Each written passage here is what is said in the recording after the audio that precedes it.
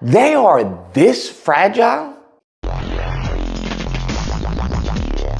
Oh my goodness. So I had to watch Leave the World Behind. That is correct. Because there is a whole ruckus of people talking about this is anti-white racism. Okay, this is disgusting. And naturally, I have to see, okay, if there's any validity to these claims, these allegations. I watched the movies and surprise, no, there's not.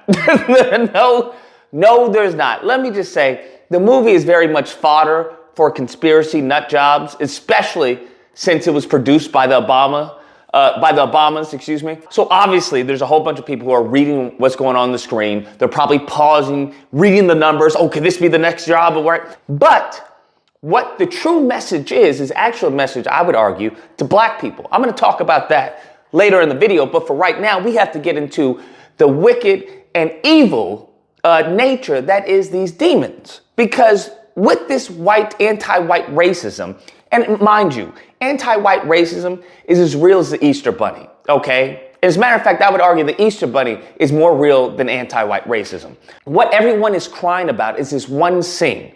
And in this scene, you have a father and his daughter, and she's relating to her father that, hey, you can't be doling out trust to everyone, especially not white people. If the world falls apart, trust should not be doled out easily to anyone, especially white people.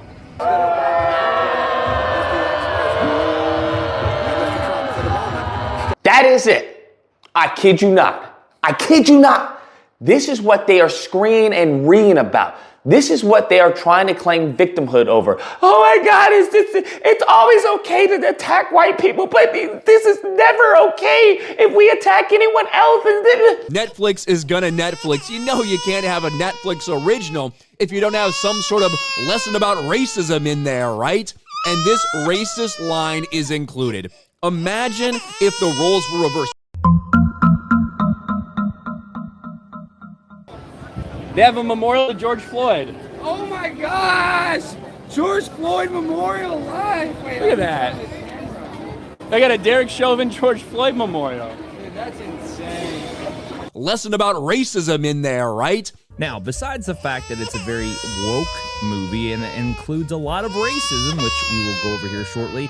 So what we're seeing now is, with movies like this, you better not trust white people. Oh.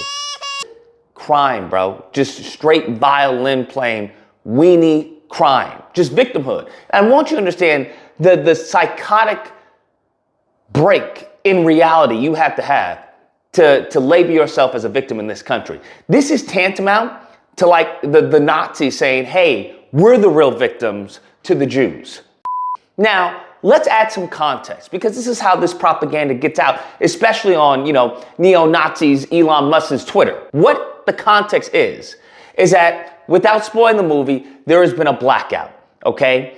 And the father and his daughter were in the middle of going somewhere, and because of the blackout, hey, they felt it was safe to drive back home.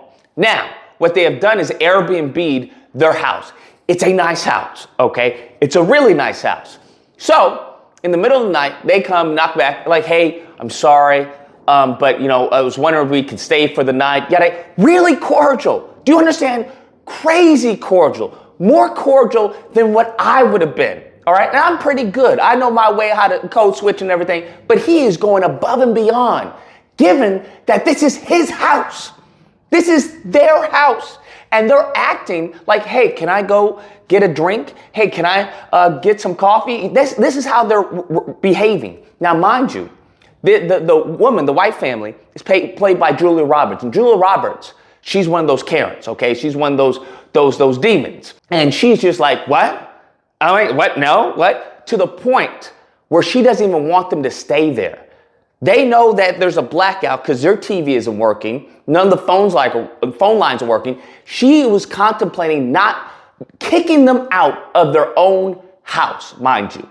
This man, all right, the black man, I forgot his name, but he goes out of his way because they were trying to get the liquor, trying to get into the liquor cabinet early on, but it's locked. This man goes over to the liquor cabinet. He's like, hey, you guys want a drink? Gets the keys, right, that he has, opens the liquor cabinet. Just essential, just peace of mind, letting you know, hey, I have the keys. This is actually, giving credibility to the fact that it is their house, right? Even if you don't believe me, because obviously there's some trepidation there. Understand, let me show you. Boom, got the keys. Bro, she's talking to her husband, because they're on vacation, talking about they could be the gardeners or something. Just, oh my God, just absolutely, just diabolical, right? Just assuming, hey, this is too nice for y'all, bruh. This house is a little too nice for you guys, okay? Like, I feel like you guys are thugs. You guys, this is a scam. She even says that she believes it's a scam. All of this, but they're very cordial with it. They go so far as to sleep in the basement. Now, the basement is very nice. Once again, it's a really nice house. They sleep in the basement of their own house. Now, this goes on a second day. Now, this is when this scene takes place, where the daughter is like, yo, don't be too nice. Because the father's like, hey, this is the right thing to do. Okay? He's like, and because she says, hey, you so nice that we're sleeping in the basement of our own house this is the second night this has happened. And he's like, well, okay, but this was the right thing to do. And she's like, don't let that niceness, right? That niceness is going to screw you over. That's what's going to happen. And that's when she says, hey, don't trust. You can't be just giving out trust to everybody, especially not white people. Because given the experience that they gave this black family, that's what she says. That, hey, and it's crazy to imagine. I want you to understand this. Given the history of this country and the relationship we have currently, she has every right to say that. Every right. From the laws, from slavery, Jim Crow, redlining, the Fugitive Slave Act, Homestead Act, we can go GI Bill, to most recently, bro, do you understand that there are just absolute saltines on this planet who are still advocating for Derek Chauvin? They're still advocating for Derek Chauvin. They're so wicked and evil. They had Candace Owens. They funded her to do a documentary, a Huff piece on Derek Chauvin. That's what they did. Now, I want you to understand, now they want to turn around and say, what do we do? Why are you guys attacking us? This is evil that we're having this in the movie. I'm sorry. Are you crazy? There was one movie I very much recall that played in the White House. Okay? Birth of a Nation. And it was applauded. Do you understand? It was applauded. There was no someone saying, hey, we shouldn't play. This is crude. This is crass. This is disgusting, vile. No. So absolutely. When it comes to trust, if we're going to be giving out trust to people, absolutely, we're going to look a little side-eye when it comes to some of you guys. And that doesn't mean all of you, but I understand stupidity moves in big groups. And for every John Brown that's like, hey, this isn't right, there's 50 of them that are like, hey, shut up. And due to the deception that you had with us, and in addition what you had with the Native Americans, and hell, what you have with the whole around this world, yes, 100%. We're going to be a little hesitant when it comes to just giving you our trust. When it comes to present day, you putting out bills that you think is going to help everyone, and it doesn't. You using our history, civil rights, 13th Amendment. You use these things and you manipulate them for your advantage. You say, hey, we're going to help you. We got you. Look what we did. And sure enough, you exploit us time and time and time again. And what has happened? Was it black people who were at January 6th? Was it black people? It should have been. We have more than enough reasons to protest, okay? More than enough. No, it wasn't. Hell, the biggest protest that they want to blame on us, which it wasn't even us, the majority of them were white liberals, was in response to a black person violently losing their life to a state soldier, in which what happens now, they are now trying to defend. And they want to say, look at this anti-white racism. Oh, they so wicked. They so evil, bro. They so evil. They wicked. They have hatred in their hearts, okay? As the scripture says, as the same scripture that they read, they have come to kill, steal, and destroy. That's what they have come to do.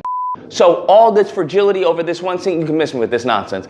At this point, I don't even care. Cry. Because there's nothing you can do about it. This goes back to the real message. And I would argue the real message is very much directed at black people. And that is, this nicety nice stuff ain't going to work out, pimpin'.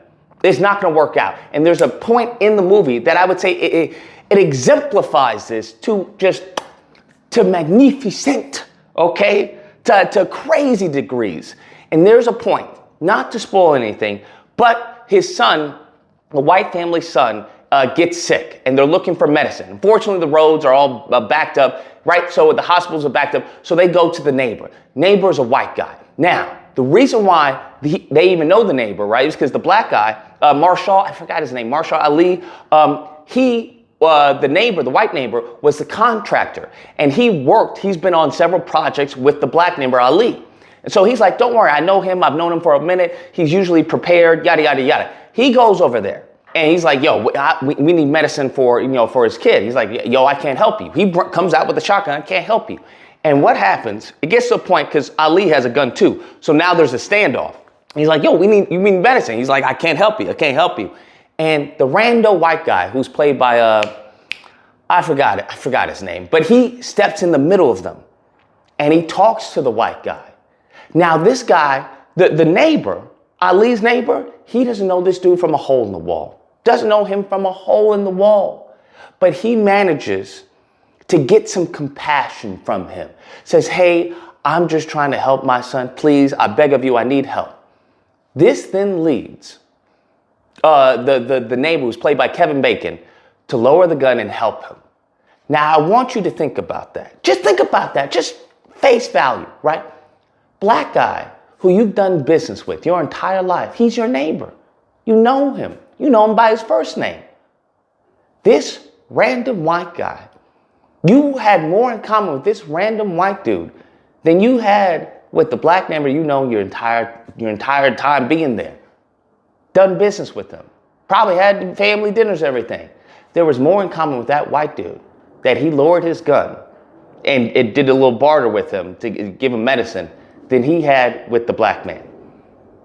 And that goes to show you, bruh, as what the daughter said, listen, that niceness, that reciprocity that you think is going to come to you, it's not going to happen, bro. It's not going to happen. As quick as these people will smile in your face, they will stab you in your back. It is what it is. So you cannot be doling out compassion. You can't be doling out forgiveness like they did with Amber Geiger. Oh, we just got to forgive. Because they will not show any of that compassion, any of that forgiveness when it comes to you. It won't happen. So I think that very much was the message. Like, hey, y'all have got to get your act right. You got to get that act right. Because no one cares. All right? No one cares. And if you haven't seen that to the point, to where we are right now as a collective, I don't know what to tell you. Anyways, guys, that's the video. Let me know what you guys think. Whether or not you believe, why you gotta make it about race? Okay, it was anti-white racism. Okay, it definitely was. Do you hear what they said? What haven't they said about black people? Huh? What haven't they said about that? Or if you have believe, y'all have said that about black people. What do you mean? There's tons of movies that have said that about black people. There's tons of politicians. There's tons of celebrities. There are tons of people all over the planet that have been caught on camera saying that. Judges, actors, lawyers, politicians. What are we talking about? You have. And you've shown as much by your laws, your policies, regulations, how you frame things. Hell, the entertainment industry. I mean, what you label as our culture, yeah, you definitely have. And once again, I'm not making it racial. I'm just making an observation. Now, you're more than welcome to call in during Disagreement Day. If you happen to disagree with this video, it's typically held Friday through Sunday. There'll be a number on screen. You call in, we duke it out. Either or, hope you guys enjoyed the video. If you did, please feel free to like, share, comment. Let me know what you guys think, what you got out of the film, because I feel like it's very ambiguous what people can extract from the film and what they believe it's saying to them. Share and subscribe and all fun stuff. Till next time, guys, be amazing. Lesson about racism in there, right?